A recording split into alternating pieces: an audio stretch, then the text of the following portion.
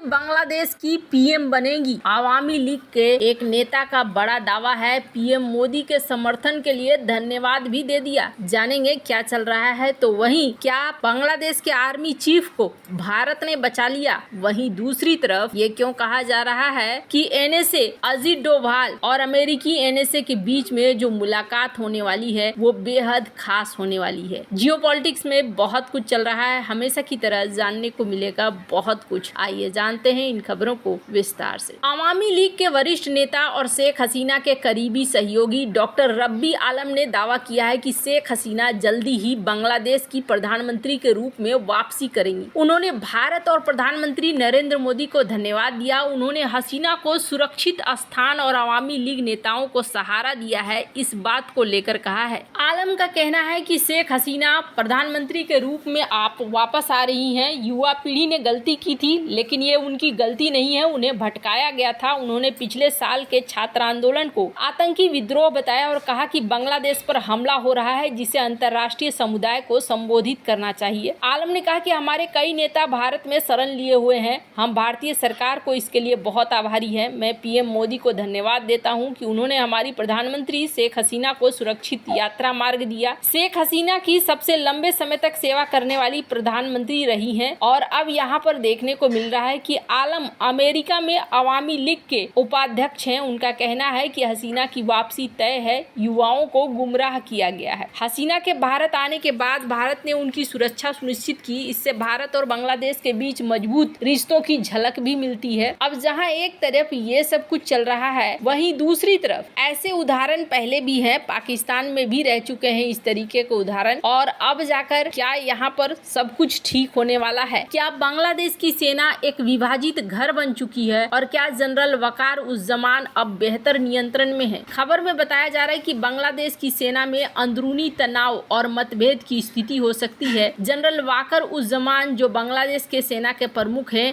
हाल ही में मध्य अफ्रीकी गणराज्य से लौटे, जहां उन्हें राष्ट्रपति पदक से सम्मानित किया गया। लेकिन उनके लौटने के बाद सेना में एक कथित विवाद की चर्चा शुरू हो गई है। 6 मार्च 2025 को जनरल वकार एक यूथोपियाई एयरलाइंस की उड़ान से ढाका के शाहजलाल अंतर्राष्ट्रीय हवाई अड्डे पर सुबह 8:40 बजे उतरे। उनके साथ लेफ्टिनेंट कर्नल शामिल उद दौला चौधरी भी थे, जो सेना के संपर्क विभाग के प्रवक्ता हैं। हवाई अड्डे पर दोनों अलग अलग रास्तों पर गए। वकार अपनी चमचमाती स्टाफ कार में बैठे, जबकि चौधरी अपनी गाड़ी में चले गए। देर रात 10:11 पर एक ऑनलाइन मीडिया ने उनकी कार यात्रा की खबर दी, जिसमें बांग्लादेश के स्वास्थ्य क्षेत्र के योगदान की सम्मान की बात की। खबर में दावा किया गया कि जनरल वकार और लेफ्टिनेंट जनरल फैजुर रहमान के बीच में तनाव है। फैजुर रहमान को जमाते इस्लामी और पाकिस्तानी प्रभाव से जोड़ा जा रहा है, जिसके बाद भारतीय मीडिया में ये चर्चा हो रही है कि सेना में तख्ता पलट की साजिश नाकाम हुई है। वकार ने 5 अगस्त 2024 को शेख हसीना को भारत में सुरक्षित निकालने में अहम भूमिका निभाई थी और उसके बाद एक संतुलित रुख अपनाया था। बांग्लादेश की सेना क्या 2 गुटों में बट रही है? एक गुट वकार का समर्थन करता है, जो स्थिरता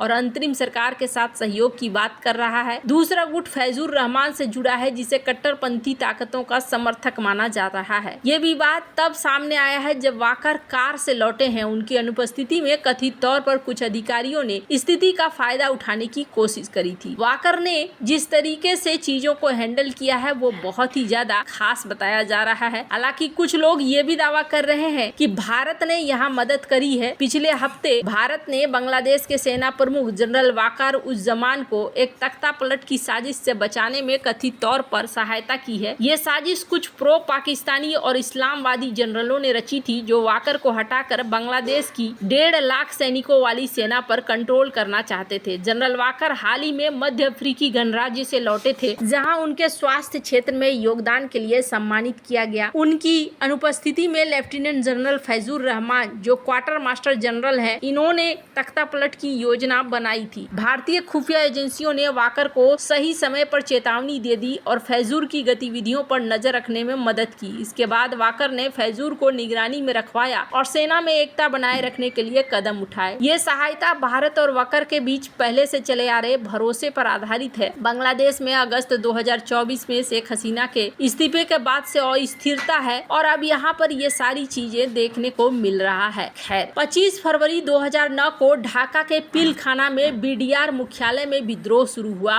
बीडीआर के जवानों ने अपने वरिष्ठ अधिकारियों पर हमला किया, जिसमें बीडीआर के महानिदेशक शकील अहमद सहित 57 सैन्य अधिकारी और 17 नागरिक मारे गए। ये विद्रोह 12 अन्य शहरों में फैल गया, 2 दिनों तक चला। हसीना ने इसे कंट्रोल करने के लिए सेना की मदद मांगी, लेकिन सेना का रुख संदिग्ध था। हसीना ने भारत से मदद मांगी और तत्कालीन वित्त मंत्री प्रणब मुखर्जी से बात की। भारत ने पैराट्रूपर्स तैनात किया था और ढाका में 1 घंटे के भीतर उतरने की धमकी दी थी। भारतीय खुफिया जानकारी और दबाव ने विद्रोह को खत्म करने में मदद करी। विद्रोहियों ने 27 फरवरी को हथियार डाल दिया। इस घटना ने हसीना की सरकार को स्थिर किया और भारत बांग्लादेश रिश्तों को मजबूत किया। बाद में पता चला कि विद्रोह में प्रो पाकिस्तानी ताकतों का हाथ था। इस तरह की कोशिश वो पहले भी कर चुके हैं। खैर, अब यहाँ एक और चीज देखने को मिल रही है कि भारत में एनएसए का जमावड़ा लग रहा है।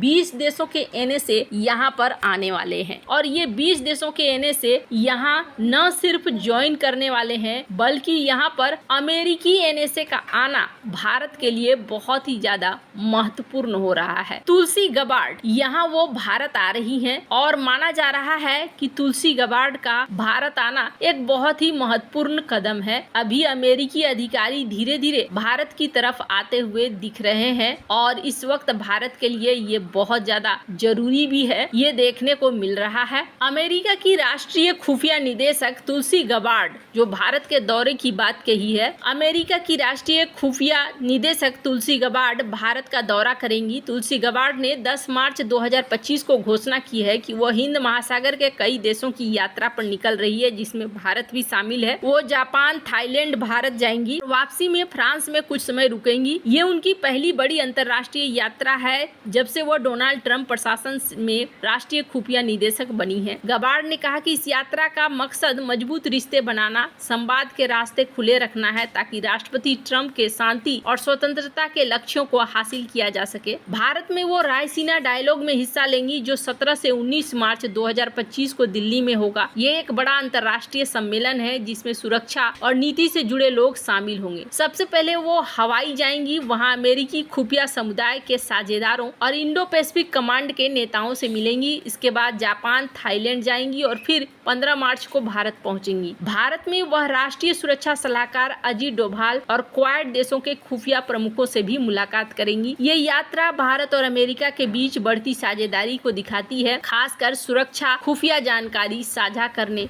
और क्षेत्रीय स्थिरता के रूप में। तुलसी गबार्ड अमेरिका की पहली हिंदू सांसद रह चुकी हैं और ट्रंप प्रशासन में राष्ट्रीय खुफिया निदेशक है। 18 खुफिया एजेंसियों की निगरानी करती हैं। वह हवाई से हैं और सेना में सेवा दे चुकी हैं। उनकी नियुक्ति ट्रंप के दूसरे कार्यकाल में हुई है। वह पहली महिला है जो इस पद पर है। गबार्ड 15 मार्च को दिल्ली पहुंचेंगी और 18 मार्च को यहाँ पर वो भाषण देंगी। ये आतंकवाद, साइबर सुरक्षा और खुफिया सहयोग की बात है। वह कनाडा के CSIS प्रमुख डैनियल रोजर्स और ब्रिटेन के MI6 प्रमुख रिचर्ड मूर से भी मिलेंगी। वैसे आपको क्या लगता है, इन सब मामले में आपकी क्या राय है, कमेंट कर जरूर बताएं। जल्द मिलते हैं अगले वीडियो में नई खबर के साथ।